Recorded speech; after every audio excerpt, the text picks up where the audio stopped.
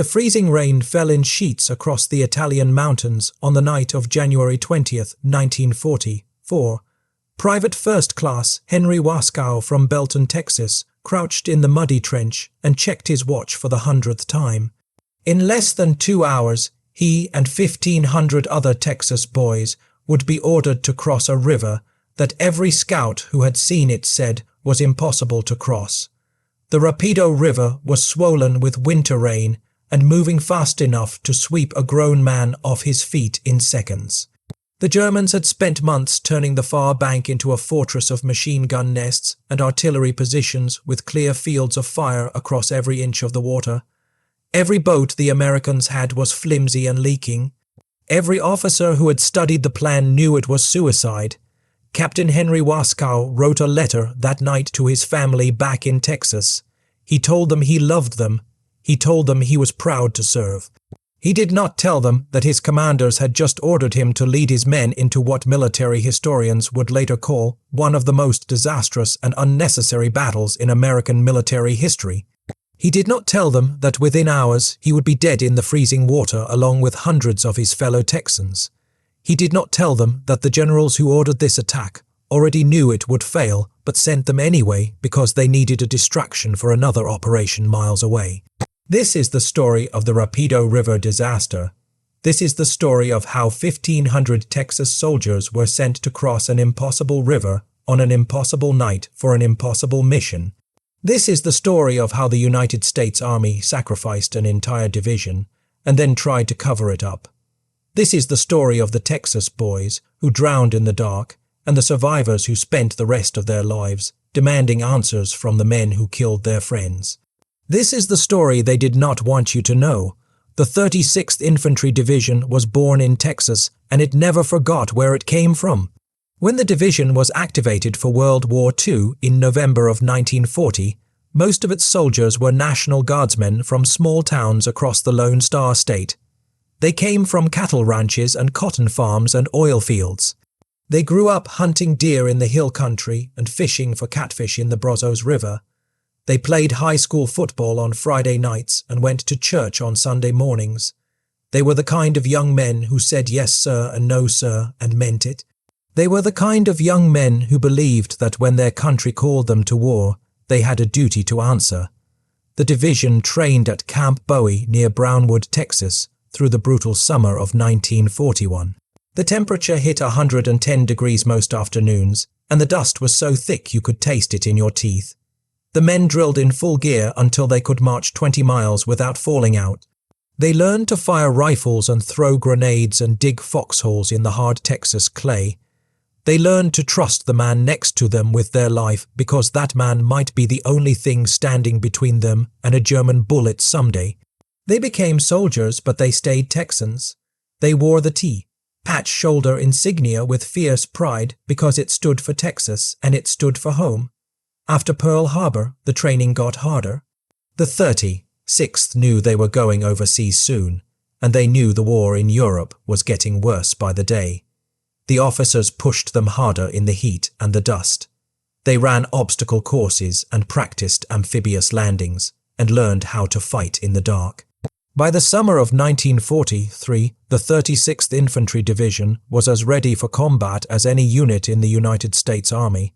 They shipped out from Camp Patrick Henry in Virginia in April of that year. Most of them had never been outside of Texas before they put on a uniform. Now they were sailing across the Atlantic Ocean toward a war that would test them in ways they could not imagine. The division landed in North Africa first and spent months training in the desert heat. They practiced river crossings in Morocco using boats and rafters, and learning how to move heavy equipment across water under fire. The training was exhausting, but the men understood why it mattered. Rivers were natural defensive barriers, and the Germans were experts at using them to slow down advancing armies. If the 36th was going to fight its way through Italy, they would need to cross rivers under fire, and they would need to do it fast. No one knew then that all this training would lead them to a river in Italy, where the tactics they learned would not matter because the mission itself was impossible from the start. The 36th Infantry Division hit the beaches at Salerno, Italy on September 9, 1943. It was the division's first combat action, and it was baptism by fire. The Germans were waiting for them. Machine gun fire raked the beaches before the landing craft even touched sand. Mortar rounds exploded in the surf and sent up geysers of water and blood. Men jumped into chest, deep water carrying 60-pound packs and tried to wade to shore while bullets zipped past their heads. Some of them never made it out of the water. The ones who did found themselves pinned down on a narrow beach with no cover and nowhere to go but forward into the German guns. Private Carl Strom from Austin, Texas, was in the first wave. He remembered hitting the beach and seeing the man next to him get cut in half by machine gun fire before they even got their feet on dry sand. He remembered the noise, the constant hammering of German machine guns, and the scream of incoming artillery, and the shouts of officers trying to get their men organized under fire. He remembered thinking that this was nothing like the training exercises in Morocco, where they practiced landing on empty beaches with no one shooting back. This was real, and it was chaos, and men were dying all around him, and there was nothing anyone could do but try to survive the next 5 seconds. The battle for Salerno lasted 9 days. The Germans counterattacked again and again, trying to push the Americans back into the sea. The 36th held the line. They dug in and fought off tanks and infantry attacks and artillery barrages that turned the Italian countryside into a moonscape of craters and burning vehicles. They paid for every yard of ground with blood. By the time the battle was over, the division had suffered over 1,500 casualties. They had proven they could fight, but they had also learned the terrible cost of frontal assaults against prepared German defenses. It was a lesson their commanders seemed to forget by the time they reached the Rapido River 4 months later. After Salerno, the 36th pushed north through the Italian mountains.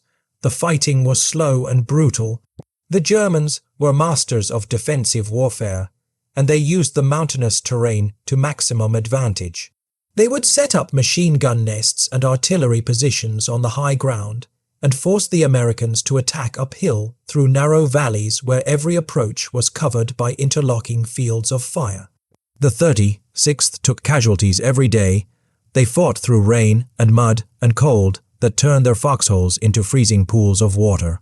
They learned to hate Italy, and they learned to respect the German soldiers they were fighting, because those soldiers were professionals who knew how to make every battle as costly as possible for the attackers. By January of 1944, the 36th Infantry Division had been in continuous combat for 4 months. They were exhausted. They were under strength.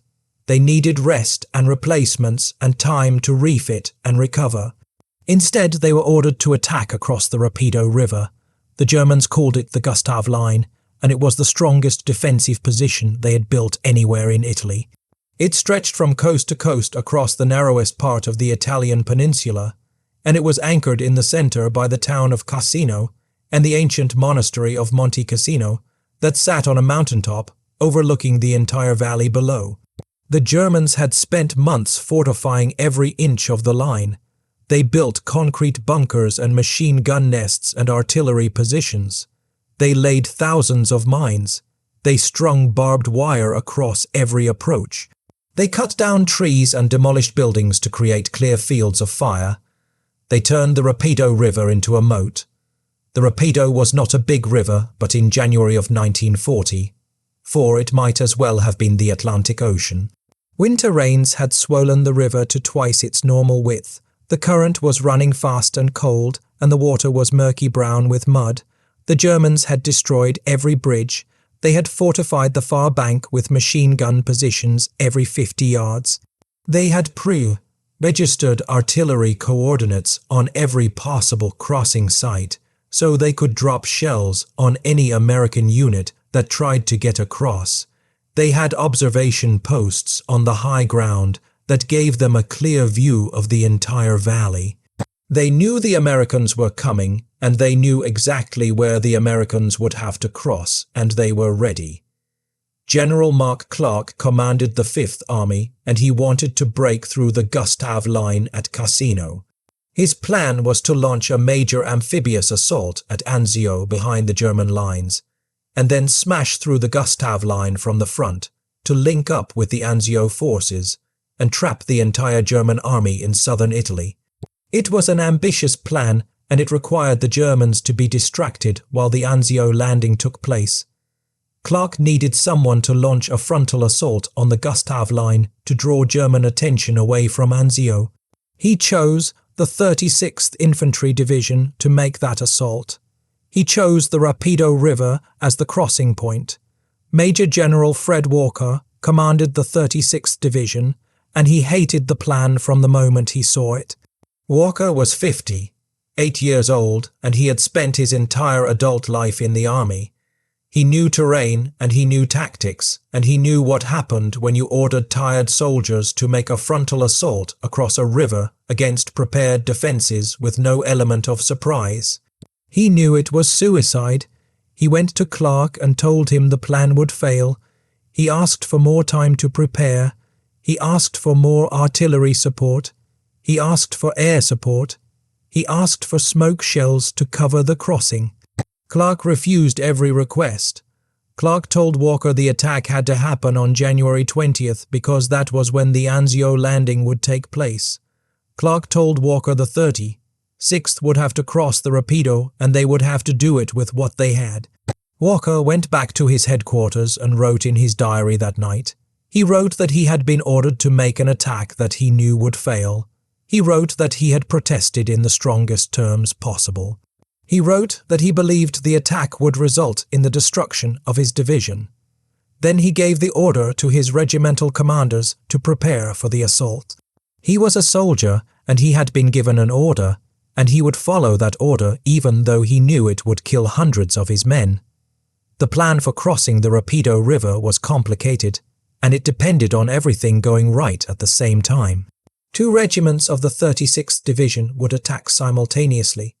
The 141st Infantry Regiment would cross on the left near the town of Sant'Angelo. The 143rd Infantry Regiment would cross on the right about a mile downstream. Both regiments would cross at night to avoid German observation. They would use small assault boats to ferry troops across the river. Engineers would follow behind and build footbridges for the infantry and then bigger bridges for tanks and vehicles. Once across the river, the infantry would establish a bridgehead and hold it while more troops and equipment crossed. Then they would break out of the bridgehead and attack toward Cassino. It sounded simple on paper, but Walker and his regimental commanders knew it would be anything but simple in practice. The assault boats were plywood and canvas, and they leaked. Each boat could carry about 12 men, and it would take 4 men paddling to get across the fast current. The soldiers had never trained with these particular boats before. The engineers who were supposed to build the bridges had never worked under fire in a fast, moving river. The entire division would be funneling through just 2 narrow crossing points that the Germans had undoubtedly registered with artillery and machine guns. There was no cover on the near bank and no cover on the far bank. The men would be completely exposed from the moment they carried the boats to the water until they got across and dug in on the other side. The plan also assumed the Germans would not react immediately to the crossing. It assumed the artillery barrage that preceded the assault would suppress the German defenders long enough for the first waves of infantry to get across and establish a foothold. It assumed the Germans did not have reinforcements nearby that could counterattack before the Americans got their bridges built and their heavy weapons across. All of these assumptions were wrong. The men of the 141st and 143rd Infantry Regiments spent the days before the attack moving up to the staging areas near the river. They did it at night to avoid German observation. They moved in single file along narrow trails that wound through the muddy fields. They carried the assault boats on their shoulders, and the boats were awkward and heavy, and the men kept slipping in the mud. German artillery fell randomly on the trails because the Germans knew the Americans were coming, and they knew roughly where the Americans had to be. Men died before the attack even started, They died from random artillery shells that landed in the dark. They died from stepping on mines that the engineers had not cleared yet. They died from exhaustion and exposure in the freezing rain. Lieutenant Colonel Orrin Stovall commanded the 1st Battalion of the 141st Infantry, and he gathered his company commanders together the night before the attack. He looked at their faces in the dim light of a covered lantern, and he told them to be ready for heavy casualties. He told them the Germans would be waiting. He told them to get across the river as fast as possible and dig in, and hold on until reinforcements arrived. He told them their mission was to draw German attention away from the Anzio landing, and that meant their job was to attack and keep attacking no matter what happened. He did not tell them that General Walker had predicted the attack would fail, because he knew that information would destroy what little morale his men had left. He sent them back to their companies to prepare. The attack began at 8 o'clock in the evening on January 20th, 1944. American artillery opened up all along the front, and shells screamed overhead toward the German positions across the river. The barrage lasted 30 minutes, and it was supposed to destroy the German bunkers and machine gun nests, and suppress the defenders long enough for the first wave of infantry to get across. It did not work. The Germans were dug in too deep, and the American artillery did not have enough heavy shells to penetrate the concrete bunkers. When the barrage lifted, the Germans came out of their shelters and manned their machine guns and waited. The first wave of the 141st Infantry reached the riverbank at 8:30 in the dark and the rain. They carried their assault boats down to the water and tried to launch them. Half the boats had been damaged by artillery fire during the approach march. Half the boats that made it to the water leaked so badly they started sinking as soon as they were loaded. The men paddled furiously trying to get across the current before their boats filled with water and went down. German machine guns opened up from the far bank. Tracer rounds lit up the night like deadly fireflies. Men screamed as bullets ripped through the thin plywood boats. Boats capsized in the current and men, weighted down with equipment and ammunition, sank like stones in the freezing water and drowned before anyone could help them. Private Joe Medina from San Antonio was in the first wave. He got his boat into the water and started paddling, and then German machine gun fire stitched across the boat and killed the two men in front of him. The boat started taking on water. Medina kept paddling. He could hear men screaming all around him in the dark. He could hear the constant hammering of machine guns and the crack of rifles and the thump of mortar rounds exploding in the water. His boat made it halfway across before it sank. Medina went into the water. The current grabbed him and swept him downstream. He managed to grab onto a piece of wreckage and cling to it until he could get his feet under him in the shallows. He crawled onto a muddy sandbar in the middle of the river and stayed there for 6 hours until dawn, while German machine gun fire swept over the sandbar again and again. He survived. Most of the men in his boat did not. The engineers were supposed to follow the first wave and start building footbridges as soon as the infantry established a foothold on the far bank. They never got the chance. The infantry never established a foothold. The Germans cut down the first wave before most of the boats even reached the far bank. The few men who did make it across were pinned down in the mud with no cover and no way to advance. The engineers tried to bring their bridge materials down to the water anyway. German artillery and machine gun fire caught them in the open. Engineers died carrying heavy wooden beams down to the riverbank. They died trying to anchor bridge supports in the fast current under fire. They died doing a job that was difficult enough in peacetime and impossible under combat conditions in the dark. By midnight, the attack was falling apart. The 141st Infantry had gotten about 100 men across the river, but they were scattered and disorganized and taking casualties every minute. The boats were mostly sunk or shot to pieces. The engineers had not been able to build a single bridge. The Germans were pouring artillery fire into the crossing sites, and the riverbanks were littered with dead and wounded Americans. General Walker received reports from the front, and he knew the attack had failed. He called his regimental commanders and told them to hold what they had and wait for dawn. When the sun came up on January 20, first, the Germans could finally see what they had been shooting at all night. The Rapido River valley was a scene of carnage. Shattered assault boats floated in the current or lay broken on the muddy banks. Bodies floated in the water or lay sprawled in the mud where they had fallen. Wounded men who had been crying for medics all night lay silent now because they had bled out or frozen to death in the cold water. The few Americans who had made it across the river were dug into shallow holes in the mud on the far bank, and the Germans could see every one of them. German snipers and machine gunners picked them off one by one. The men of the 141st Infantry who were still alive on the far bank were in an impossible situation. They had no heavy weapons. They had no way to advance because the German defenses were too strong. They had no way to retreat because crossing back over the river in daylight would be suicide. They had no food and no water and no medical supplies. They were surrounded by German positions on 3 sides and the river on the 4th. All they could do was dig in as deep as they could and wait and hope that reinforcements would somehow get across and relieve them. The reinforcements never came. General Walker ordered the 143rd Infantry Regiment to renew the attack on the afternoon of January 21st. Colonel William Martin commanded the 143rd, and he protested the order just as Walker had protested Clark's original order. Martin argued that his regiment would suffer the same fate as the 141st if they tried to cross in daylight with no working boats and no bridges and no element of surprise. Walker agreed with Martin, but the order had come from 5th Army headquarters, and Walker had no choice but to pass it along.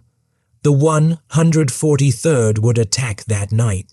The second attack was a repeat of the first, except it was worse, because this time the Germans knew exactly where the Americans would cross and exactly when they would come. The 143rd Infantry tried to launch their boats at 8 o'clock that night, and German artillery came down on the crossing site like a thunderstorm. Shells exploded in the water and on the banks. Men died before they got their boats in the river. The boats that made it into the water were torn apart by machine gun fire within seconds.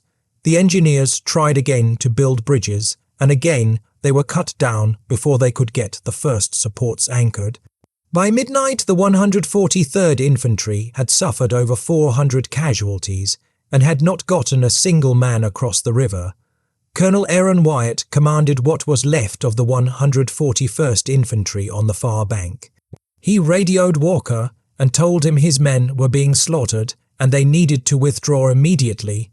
Walker radioed Clark and asked for permission to call off the attack and pull the survivors back across the river. Clark refused.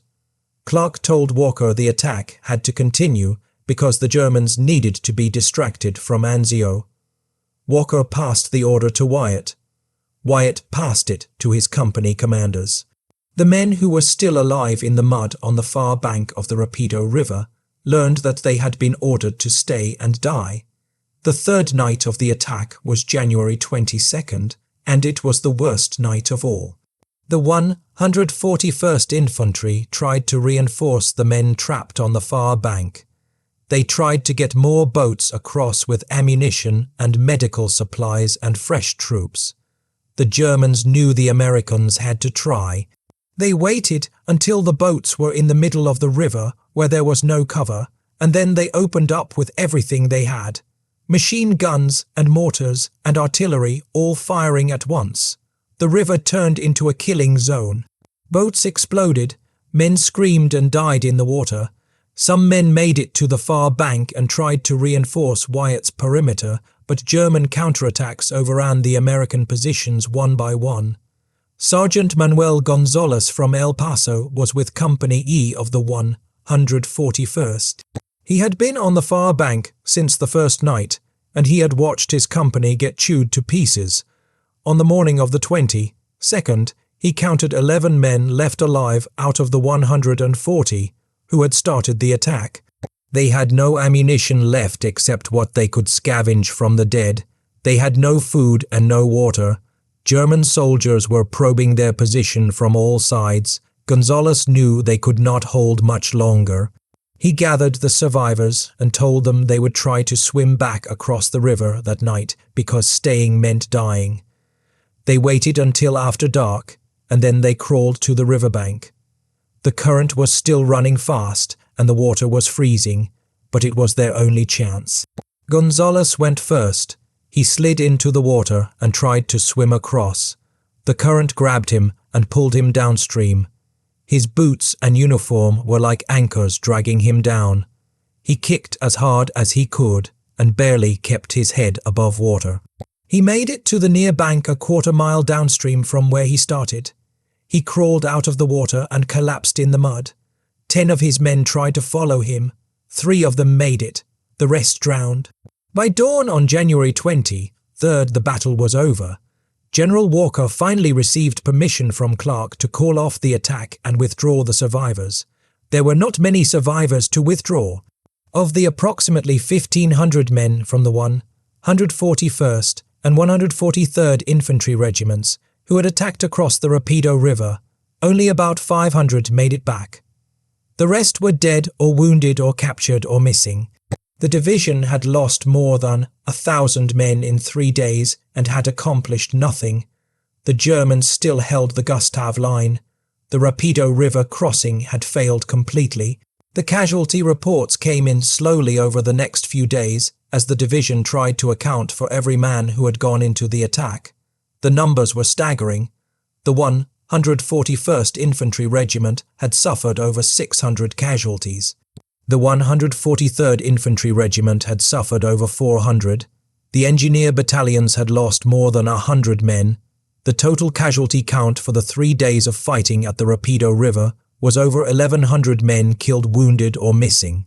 It was one of the highest casualty rates for a single division in such a short time in the entire Italian campaign. The survivors were shattered. Men who had fought at Salerno and through the mountains of Italy for 4 months said the Rapido was the worst thing they had ever experienced. They said it was worse than Salerno because at Salerno they at least had a chance. At the Rapido, they had been sent into an impossible situation with no chance of success, and they knew it before they even started. They had watched their friends die in the dark water. They had seen men drown because their boots were too heavy and the current was too strong. They had heard wounded men crying for help all night and not been able to reach them. They had crawled through mud and blood and tried to fight an enemy they could not see while machine gun fire cut them down from positions they could not reach. The officers were angry.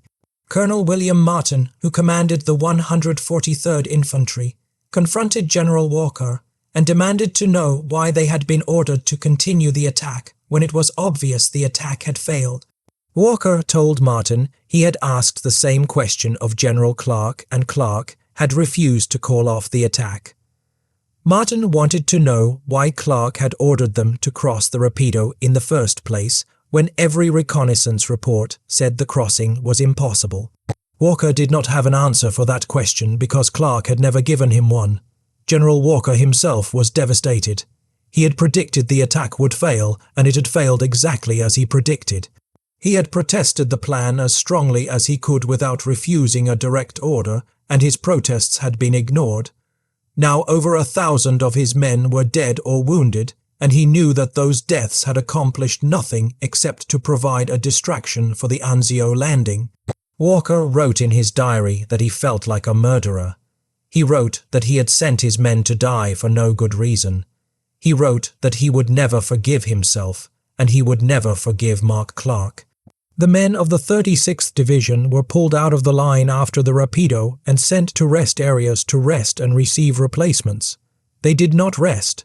They sat in their tents and thought about the friends they had lost. They wrote letters home to the families of men who had died and tried to find something comforting to say. Some of them wrote angry letters to their own families and to congressmen and to newspapers back in Texas. They wrote that they had been betrayed by their commanders. They wrote that the attack on the Rapido had been a crime. They wrote that someone needed to be held accountable for what had happened. Those letters would eventually find their way to Washington, and they would start a firestorm. The reason for the Rapido River attack was supposed to be the Anzio landing. General Clark had ordered the 36th Division to attack across the Rapido to distract the Germans, while the 6th Corps made an amphibious assault at Anzio far behind the Gustav Line. The plan was for the Anzio forces to break out of their beachhead and drive inland to cut the German supply lines, while the 5th Army broke through the Gustav Line at Cassino and linked up with the Anzio forces. Together, they would trap the German 10th Army in southern Italy and destroy it. That was the plan. The Anzio landing took place on January 22nd, 1944, right in the middle of the Rapido disaster. The landing itself was a success. The 6th Corps got ashore with minimal opposition and established a beachhead. Then everything went wrong. Major General John Lucas commanded the 6th Corps, and he was a cautious man. Instead of breaking out of the beach, head immediately and driving inland as Clark had ordered, Lucas decided to consolidate his positions and build up his forces before advancing. He spent days unloading supplies and equipment while the Germans rushed reinforcements to Anzio and surrounded the beachhead. By the time Lucas was ready to attack, the Germans were ready to defend, and the opportunity was lost. The Germans contained the Anzio beachhead and then they counterattacked. They nearly pushed the Americans back into the sea. The 6th Corps was stuck at Anzio for 4 months, fighting desperately just to hold on to their narrow strip of beach. They suffered over 20,000 casualties during those 4 months. The breakout never happened. The link-up with the 5th Army never happened. The Anzio landing that was supposed to end the Italian campaign quickly turned into a bloody stalemate that accomplished nothing. Meanwhile, the 5th Army was still stuck at the Gustav Line. The attack at Cassino failed. The attack across the Rapido failed. Nothing worked. The Germans held the line all through the winter and into the spring. The Italian campaign ground on month after month, with no breakthrough and no end in sight. Thousands of American and British and German soldiers died fighting over the same mountains and rivers and towns that had already been fought over a dozen times before. The men of the 36th Division watched all of this happen, and they realized the truth. They had been sacrificed for nothing. The Rapido River attack had been supposed to distract the Germans from Anzio, but the Germans had not been distracted. The Anzio landing had been supposed to break the stalemate in Italy, but it had only created another stalemate at Anzio. Over 1,000 Texas soldiers had died in the freezing water of the Rapido River, and their deaths had not changed anything. The survivors wanted answers. They wanted someone to admit that the attack should never have been ordered. They wanted someone to be held accountable. They started asking questions. The United States Army did not want to talk about the Rapido River. The official after-action reports were vague and sanitized. They described the crossing as a difficult operation that had failed due to strong enemy resistance and unfavorable conditions. They did not mention that every officer involved had predicted the attack would fail before it started. They did not mention that General Walker had protested the plan in the strongest possible terms. They did not mention that the attack had continued for 3 days, even after it was obvious the attack had failed. The reports made it sound like the Rapido was just another failed battle in a long and difficult campaign. General Mark Clark denied that anything had gone wrong. When reporters asked him about the high casualties at the Rapido, Clark said the attack had been necessary to support the Anzio landing and that casualties were an unfortunate but unavoidable part of war. When officers from the 36th Division complained about the planning and execution of the attack, Clark told them they were second, guessing decisions that had been made under difficult circumstances. Clark never admitted that the attack should not have been ordered. He never apologized for the deaths of over 1,000 men. He never took responsibility for the disaster. The army promoted Clark. In March of 1944, just 2 months after the Rapido disaster, Clark was promoted to command the 15th Army Group, which controlled all Allied ground forces in Italy. The promotion was seen as a reward for his leadership, even though his leadership at the Rapido had been catastrophic. The message was clear. The army was not going to investigate what happened at the Rapido. The army was not going to punish anyone for the failed attack. The army wanted everyone to forget about the Rapido and move on. The men of the 36th Division refused to forget. They went back into combat after the Rapido and fought their way through the rest of the Italian campaign. They fought at Anzio when they were sent there to reinforce the beachhead. They fought in the breakout from Anzio in May. They fought all the way to Rome and then beyond. They continued to fight through France after the invasion of southern France in August of 1944. They fought all the way into Germany in 1945. They were good soldiers, and they did their duty, but they never forgot what happened at the Rapido River, and they never forgave the men who sent them there to die. The letters started arriving in Texas in February of 1944. Families who had lost sons in the Rapido River attack received official notifications from the War Department. The notifications were brief and formal. They said that their son had been killed in action in Italy. They did not say how he died or why. Some families also received letters from other soldiers in the 36th Division. These letters were not official. These letters told the truth. They said that the attack on the Rapido had been a disaster. They said that men had been sent to die for no good reason. They said that the commanders who ordered the attack should be held accountable.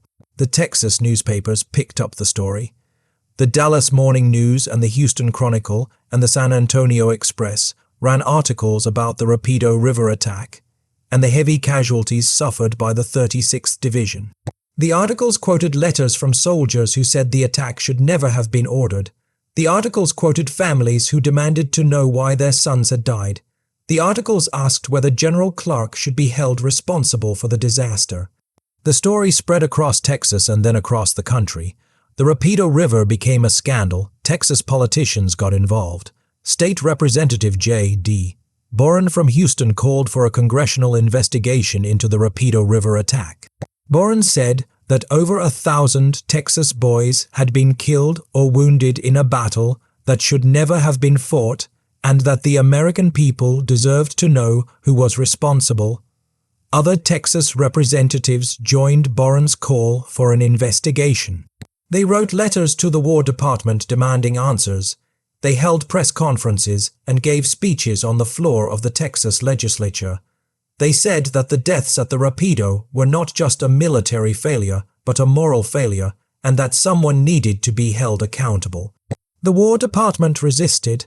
Secretary of War Henry Stimson issued a statement saying that military operations should not be second, guessed by civilians who did not understand the complexities of combat. Stimson said that General Clark had made the best decisions he could with the information he had at the time. Stimson said that an investigation would be unfair to Clark and would undermine public confidence in the Army's leadership. The War Department hoped the controversy would die down if they ignored it long enough. The controversy did not die down. The veterans of the 36th Division came home after the war ended in 1945, and they joined the fight for an investigation. They organized themselves into a lobbying group. They contacted every congressman and senator they could find. They testified before veterans committees. They gave interviews to newspapers and magazines.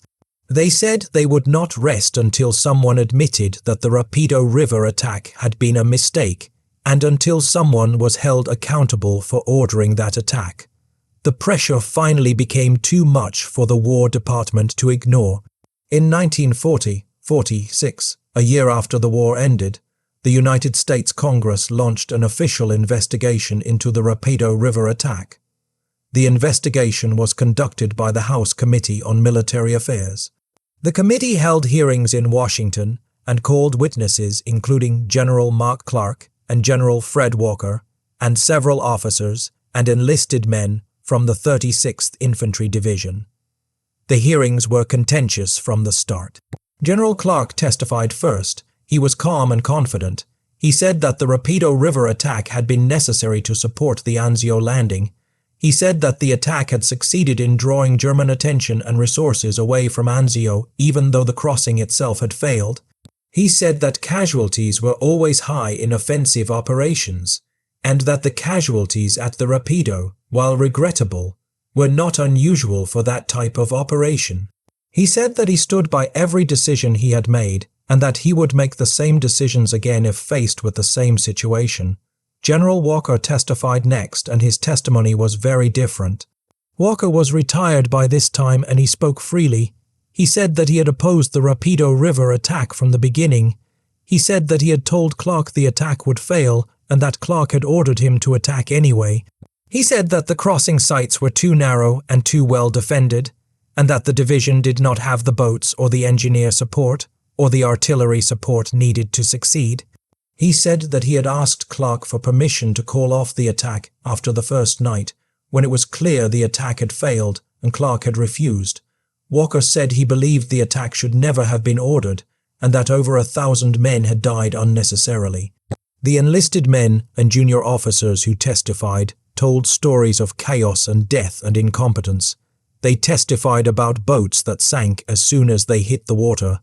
They testified about machine gun fire that cut down men before they got out of their landing craft. They testified about wounded men drowning in the river because there was no way to rescue them. They testified about being ordered to continue attacking, even when it was obvious there was no chance of success. They testified that they felt betrayed by their commanders and that they wanted someone to admit that the Rapido River attack had been a terrible mistake. The committee deliberated for weeks. They reviewed the testimony and the after-action reports and the casualty figures. In the end, they issued a report that tried to have it both ways. The report said that General Clark had not acted improperly and that his decisions at the Rapido were within the scope of his authority as a battlefield commander. The report also said that the Rapido River attack had been poorly planned and poorly executed, and that the casualties had been excessive for the results achieved. The report recommended no disciplinary action against Clark, but it also recommended that the Army review its procedures for approving high-risk operations to prevent similar disasters in the future. The Congressional investigation did not satisfy the veterans of the 36th Division. They felt that the report had been a whitewash designed to protect General Clark and the Army's reputation. They felt that no one had been held accountable and no one had apologized. They continued to speak out. They gave interviews, they wrote books, they attended reunions and told their stories to younger generations. They made sure that the truth about the Rapido River would not be forgotten. Private First Class Felix Sparks was one of those survivors. Sparks had been with the 157th Infantry Regiment, which had been held in reserve during the Rapido attack, but he saw the aftermath. He saw the bodies floating in the river. He saw the shattered boats and the broken equipment. He talked to the survivors and heard their stories. Sparks later said that the Rapido River was the worst disaster he witnessed in the entire war, and he had seen plenty of disasters. Sparks survived the war and went on to become a lawyer and a judge in Colorado. He spent decades speaking about his experiences and advocating for veterans. He always said that the Rapido River attack should never have happened. Sergeant Manuel Gonzalez, the man who had swum back across the Rapido to escape, returned to El Paso after the war. He rarely talked about the war with anyone except other veterans. When he did talk about it, he would describe the night he spent pinned down on the far bank of the river with German soldiers all around him and no way out. He would describe the feeling of slipping into the freezing water and not knowing if he would make it across or if he would drown like so many of his friends. He died in 1998 at the age of 78. His family said that he had nightmares about the Rapido River until the day he died. Captain Orrin Stovall, who had commanded the 1st Battalion of the 141st Infantry, survived the war but lost most of his battalion at the Rapido. He came home to Texas and tried to put the war behind him. He could not do it. He attended every reunion of the 36th Division. He stayed in touch with the men who had served under him. He wrote letters to the families of men who had been killed. He testified at the Congressional hearings. He spent the rest of his life trying to make sure that his men were remembered and that their sacrifice was not forgotten even though their sacrifice had accomplished nothing. The survivors grew old. They raised families and built careers and lived their lives, but the Rapido River never left them. It was always there in the back of their minds. It was there in the nightmares that woke them up in the middle of the night. It was there in the reunions where they looked around and saw how many faces were missing. It was there every time they heard someone talk about World War II, as the good war where everyone did their duty and everything worked out in the end. They knew that was not the whole truth. They knew that sometimes things did not work out.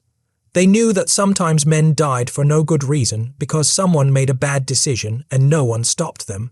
The Rapido River disaster changed the way the United States Army thought about offensive operations. After the war, the Army conducted studies of the battle and identified the mistakes that had been made.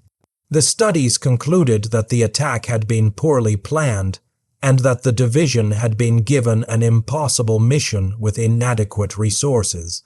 The studies recommended that future operations should not be approved unless there was a reasonable chance of success, and unless the attacking units had the support they needed to complete their mission. These recommendations became part of Army doctrine, and they influenced how the Army planned operations in Korea and Vietnam and every war since. General Mark Clark never admitted that the Rapido River attack was a mistake. He defended his decision to order the attack for the rest of his life. He wrote a memoir after the war in which he described the Rapido as a necessary operation that had helped the Anzio landing succeed, even though the landing itself had been mishandled by General Lucas. Clark said that casualties were inevitable in war and that second, guessing battlefield decisions from the comfort of peacetime was unfair and unhelpful. Clark died in 1984 at the age of 88. To the end, he insisted he had done nothing wrong. General Fred Walker had a different view. Walker retired from the Army after the war and settled in Texas. He rarely spoke publicly about the Rapido, but his diary entries from January 1944 made his feelings clear. He believed the attack should never have been ordered. He believed Clark had sacrificed the 36th Division to create a distraction for Anzio, and that the sacrifice had been unnecessary. Walker died in 1969. His diary was published years later, and it became an important historical document that showed what commanders were thinking in real time during the battle. The 36th Infantry Division was awarded numerous decorations for its service in World War II. The division earned 4 campaign streamers for Italy and 6 for France and Germany. Individual soldiers from the division earned 5 medals of honor and hundreds of silver stars and bronze stars. The division is remembered as one of the most distinguished American divisions of the war. But the division is also remembered for the Rapido River and for the over 1,000 men who died there in 3 days in January of 1944. Military historians have studied the Rapido River battle for decades trying to understand what went wrong and why. The consensus is clear. The battle was a disaster that should never have happened. The attack was ordered to support a larger operation at Anzio, but the attack itself had no realistic chance of success. The division was exhausted and under strength. The crossing sites were too narrow and too well defended. The boats and bridging equipment were inadequate. The artillery support was insufficient. The Germans were ready and waiting. Every officer who looked at the plan knew it would fail, but the attack was ordered anyway because the strategic situation at Anzio demanded a distraction. The Rapido River is now studied at military academies as an example of what happens when strategic goals override tactical reality. It is studied as an example of what happens when commanders ignore the advice of officers on the ground, who understand the situation better than the commanders in the rear.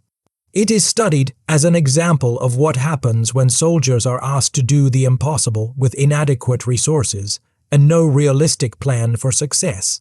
The lessons of the Rapido River are taught to every new generation of officers so that they will not repeat the mistakes of January 1944, but lessons are only valuable if they are learned. The United States military has fought many wars since World War II, and in some of those wars the same mistakes have been repeated. Soldiers have been sent into impossible situations with inadequate support. Commanders have ordered attacks that had no chance of success because they needed to do something even if that something was doomed to fail. Men have died because someone made a bad decision and no one had the courage to stop them. The Rapido River should have taught us that soldiers' lives are not chips to be thrown away on long shot gambles. It should have taught us that commanders have a moral obligation to say no when they are given orders that will kill their men for no good reason.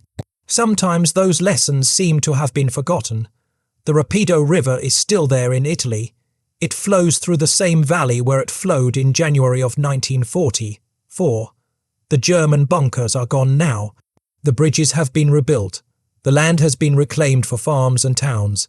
There is no monument at the crossing site to mark where over 1,000 American soldiers died in 3 days. There is no marker to tell tourists what happened there. The river flows on and the world has moved on, but the survivors never forgot, the families never forgot, and the United States Army never forgot even if it tried. The story of the Rapido River is not just a story about a failed battle. It is a story about the cost of bad decisions. It is a story about what happens when ambition and ego override common sense and compassion. It is a story about soldiers who were asked to do the impossible and who tried to do it anyway because that was their duty. It is a story about men who died in freezing water in the dark far from home because someone decided their lives were worth risking for a plan that everyone knew would fail. Captain Henry Wascow, the young officer from Belton, Texas, who wrote a letter to his family the night before the attack, was killed on the second day of the battle. His body was carried down from the mountains on a mule several days later.